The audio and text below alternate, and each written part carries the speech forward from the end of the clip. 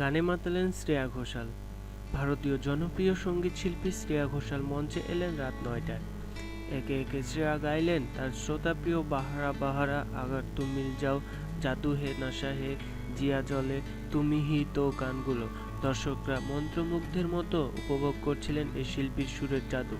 বসুন্ধরা আন্তর্জাতিক কনভেনশন সেন্টারের নবরাত্রি হলে শুক্রবার সন্ধ্যায় Shreya Ghoshal melody night live in ঢাকার আয়োজন করে অক্টোবি। তাদের সঙ্গে ছিল এটিএন ইভেন্টসও।